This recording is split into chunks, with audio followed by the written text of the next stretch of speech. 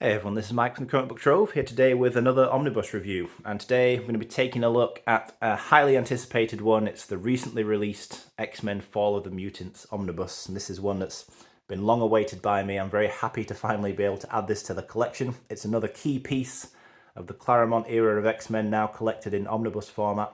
And yeah, it's just great to have because this was previously an oversized hardcover.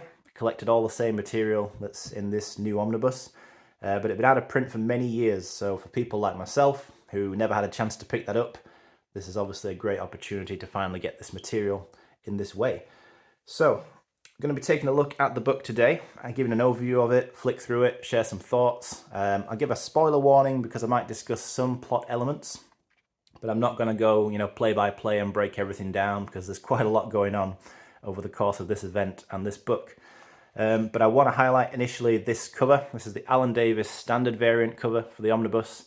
I love this image. I think it's absolutely stunning. And one thing that I love that they did here is restored the original colouring, because on that oversized hardcover I mentioned, they also used this image, but with modernized colours, which in my opinion just didn't look quite as good. I think this looks way more vivid, much richer colours, just really, really stands out with this colouring, I think, and it looks great.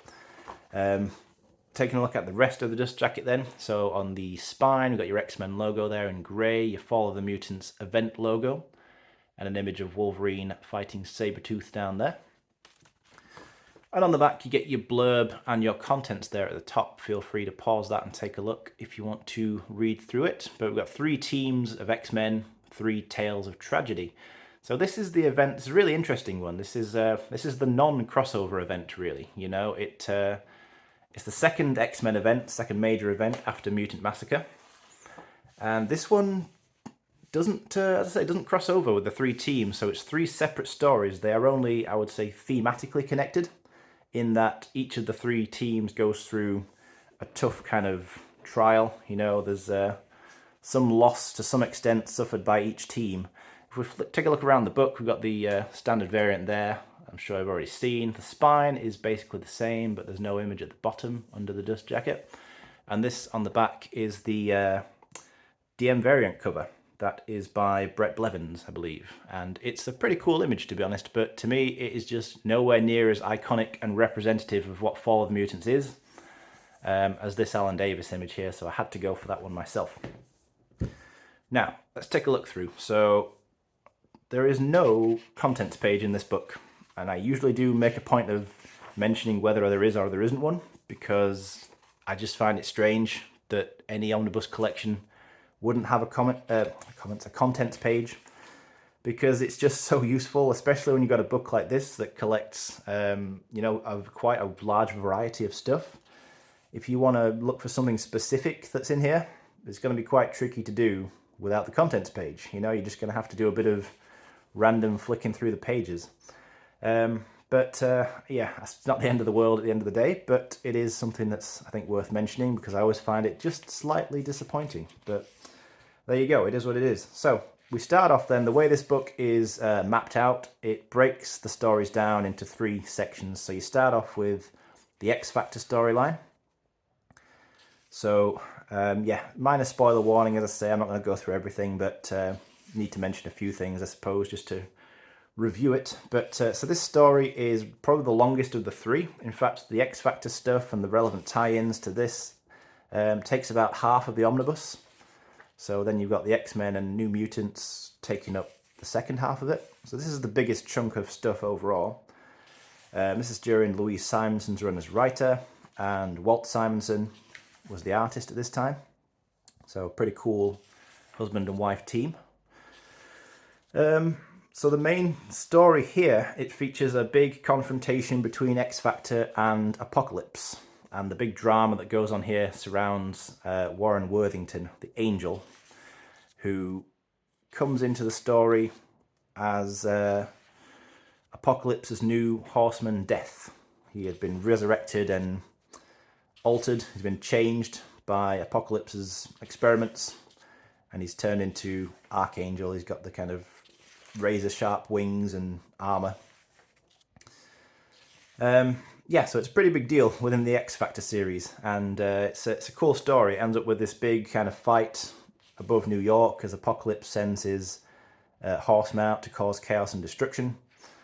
There's a few crossovers here, 3 I think in total, with Peter David's Hulk as well, which is always cool to see. If you've seen my videos on the Peter David Hulk omnibuses, you will know how much I adore that run. So I'm always happy to see those images crop up somewhere. But yeah, this is a storyline in that run where X-Factor end up mistakenly getting into a confrontation with the Hulk because somebody reported him as a mutant. They come looking for him only to find that it's the Hulk.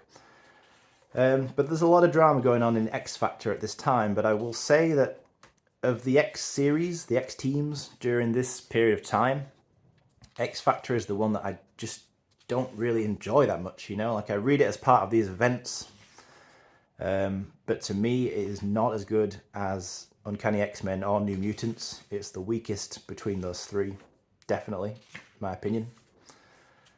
By all means, feel free to disagree with me, but I just couldn't quite get into it. You know, it's a weird concept, X-Factor, where the original X-Men team are posing as mutant hunters, and everybody thinks that they're this kind of, I don't know, organization that just hunts down mutants and imprisons them, but in actual fact they're just posing as that so that they can help mutants. It's just odd. It's a bit of a strange idea. Don't really understand why it had to be done that way, but it is what it is again. But this, you know, this is a cool story. This is probably, or at least maybe, the best story from X-Factor during this time. Yeah, it's just cool. So here you see these images where you've got the revelation, where they find out that Warren is alive, because they believed he died. Something happened where they thought he'd actually killed himself, only to discover here that he's alive and working for Apocalypse. So, you know, big dramatic moment. Cool artwork by Walt Simonson, although I will say that, again, I don't feel like his art suits this series as much as, for example, it really did suit his run on Thor. You know, Walt Simonson's Thor, one of the all-time great comic runs in my opinion, and I really like his artwork on that run, but it just doesn't quite seem to mesh as well with this series. Again, I don't know if I'm alone in that opinion, but yeah, it just doesn't work that well. Nevertheless, although it may sound like I'm being quite negative towards X-Factor, I don't really mean to come across that way. I do enjoy this story. You get a couple of tie-ins here with Power Pack, also written by Louise Simonson. These being a team of superhero kids, like really young kids, preteens. And there's a couple of other crossovers here. I think you get Daredevil issue. Yeah, this is the one. Daredevil 252. Part of Ann Nocenti's run on the character. So you've got this, and there's a couple of Captain America issues, and basically this is just them dealing with the chaos in New York when Apocalypse unleashes his horsemen onto the city. So yeah, you know, cool to throw it in here, obviously, for the sake of completionism.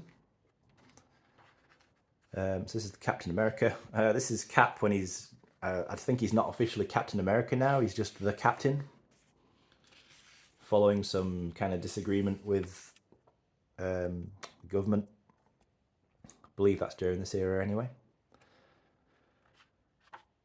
You get some extras throughout the book as well, which is really cool to see. So you get these combined covers. So this is the covers of X-Factor 24 to 26, which when lined up create one sort of one poster image. And then, of course, one cool thing that comes out of this for X-Factor, though, which I think is pretty cool, is when they manage to ultimately beat Apocalypse. They get his ship, you know, this huge ship that he has. It becomes their base of operations, and it's just called Ship. And it's sort of semi-sentient. It talks to them, or at least it's got like an AI in it, I think, and it can, you know, have a conversation with them. It's pretty cool. An issue of Fantastic Four here as well, from Steve Englehart's run. This is really sinister, you know, like this image, you know, they went hard with this kind of anti-mutant theme in the 80s with stuff like this. I mean, that's just quite disturbing, you know. Do you know what your children are? It's very sinister. So we move then into this section. So this is about halfway through the omnibus. We're on page 396, and we get to the first X-Men issue, issue 220. So this is carrying on exactly after Mutant Massacre Omnibus, by the way. I didn't really mention that, but in terms of continuity, there's no gap between these omnibuses. This continues on exactly from that point. So yeah, I mean, I'm a huge Uncanny X-Men fan and a huge fan of Claremont's run, so this is really the stuff that I like a lot more so than the X Factor issues. This chunk of X-Men history is really cool. So this is where Storm is depowered at this point in time. She had lost her powers after being shot by some kind of power sort of sapping weapon that Forge had created. It wasn't intended to take her powers, but circumstances meant that that's what happened. So she leaves the X-Men here to go and find Forge because she's determined now that she wants her powers back. And Wolverine is left in temporary charge of the team, even though he's very reluctant to do so. He's kind of the most experienced team member at this point, given all the people who have left. So he has to cover for Storm during this time. And that's pretty cool to see how he adjusts to that leadership role, having always been the kind of lone wolf figure, traditionally. So yeah, they go off to Dallas and they get into this huge fight. Meanwhile, Storm and Forge kind of get pulled into an alternate reality where time is moving at a different pace. So they spend like a year off and some side story. Meanwhile, only a few minutes pass in the real world. But that's pretty cool. So some good stuff happens there. Yeah, and basically the way this all culminates is that you get a big epic fight at the top of, I think it's Forge's tower, his skyscraper, in Dallas, Texas. And the X-Men kind of die, Another issue here from Peter David's Hulk, classic issue. I mean, just one of the probably most famous covers, that Todd McFarlane cover to Incredible Hulk 340. This is when the X-Men are actually on their way to Dallas. This is where they know that that's where Storm is. They're going to try and find her and help her. On the way, they get sidetracked and Wolverine is kind of forced into a fight with the Hulk. It's a really great issue. I've talked about it in more detail in my review of the Hulk by David Omnibus Volume 1, in which it's collected. Yeah, so this is high stakes stuff now. So this is when they get to Dallas and the world is kind of going a bit crazy here. Like there's all kinds of magics spilling out. So you've got stuff like dinosaurs and jungles, kind of merging with the real world and the modern time. And then you get a big fight. It's a lot going on, It's a lot to talk about. As I say, if I talked about it in full detail, this video would go on forever. But yeah, so they have a fight with Freedom Force, which is really just the Brotherhood of evil mutants, but they've been legitimized a little bit at this point in time. They're working for the government, kind of like a Task Force X / Suicide Squad operation. Yeah, so there's conflict there. Here you see some of those crazy scenes where you've got like dinosaurs just roaming the city. It's all coming about because of this villain called the Adversary, who is a magical supernatural being who is kind of warping reality as part of his evil scheme. And it's all related to Forge. So this Adversary guy had been unwittingly released into the world by Forge years earlier. And what ends up happening here is they've got to try and beat him again, force him back out of the world. And the way that happens, it necessitates a sacrifice. This is why the X-Men kind of die. So they have to willingly give their lives for this kind of spell that Forge casts to work in order for the Adversary to be beaten. But what happens is they only die for about 30 seconds, in all honesty.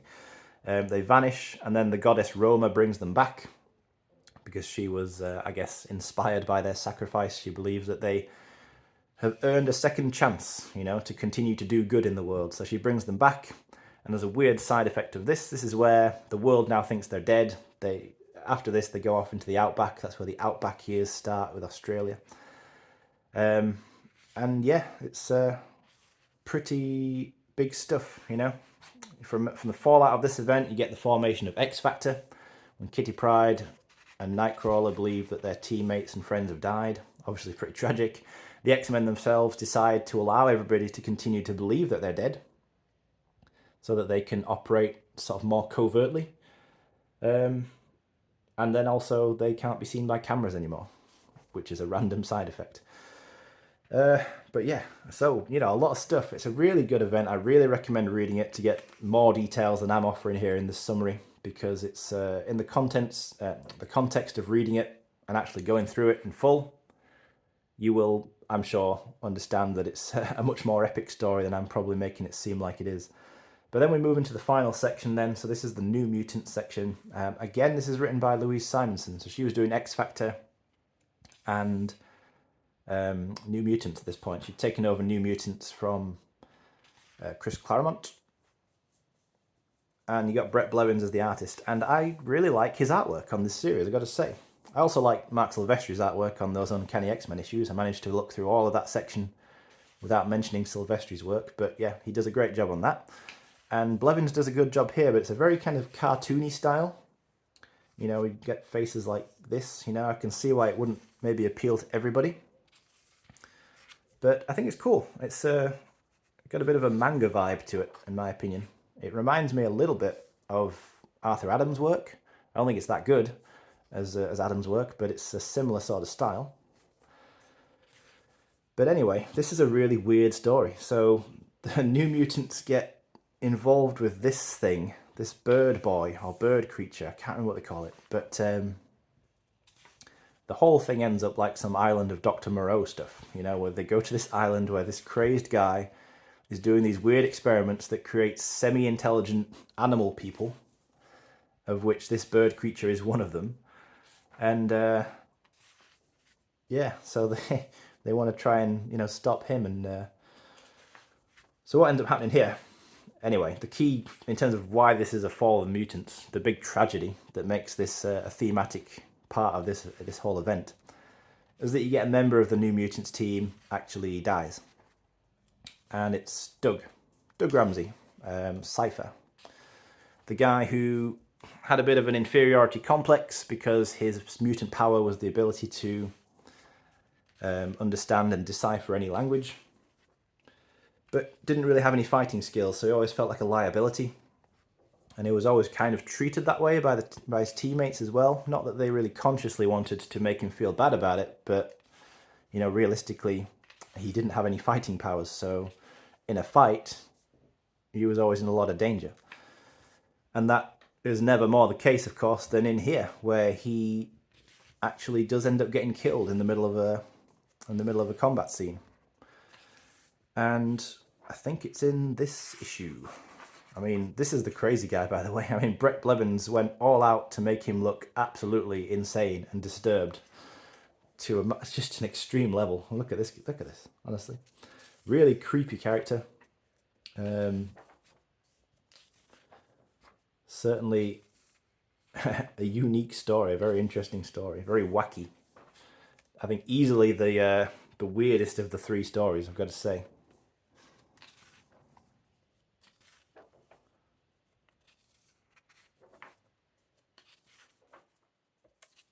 But I do like some of this artwork, you know, I'm flicking through. I like the expressions. It seems to draw Ileana, who's my favourite New Mutant from this era, I've mentioned before, I'm sure. But I like how he draws her. It gives her these kind of sort of sassy expressions a lot of the time, which, you know, works with her kind of subplot as well, because during all this time, her Dark Child persona is increasing its hold over her. But this is the fight, yeah, I'm sure, where Doug ends up getting caught in the crossfire, basically. In fact, this is the scene, yeah. So this freak is taking a shot at Rain, Wolfsbane, and Doug jumps to save her, gets shot. She doesn't even realise. This is what makes it so sad. think this is genuinely really well written and shown and handled overall as to how he actually goes. Really tragic, you know. I feel for the guy, you know. Just really feel sad for this character. He pushes her out of the way. She's just literally started going, you know, Doug, get out of the way. You know, you can't be here. You know, you can't fight. And he just goes and dies whilst they continue the fight. And then once it's all sorted out, they look around like, Doug, you can come out now. Come on. And they realise he's just died. And they all break down in tears. You know, it's really horrible. You know, not only for their teammate to die, but they don't even notice that he died. It's just... I don't know. Well, it's effective, I think. I got to say, it's effective. Here's some of that cool Dark Child persona, though, for Illyana, where she's given into the anger following on from Doug's death. And also, of course, from the events in Dallas, because she believes her brother to have died. Because of what happened, she thinks that Colossus died with the rest of the X-Men. Yeah, and then, yeah, just really, really cool. And of course, from this point onwards, I guess you could say this really triggers the start of the build-up to Inferno in terms of Illyana's story, because she's increasingly given into that dark rage, harnessing the dark powers. And of course, yeah, that all culminates in Inferno itself.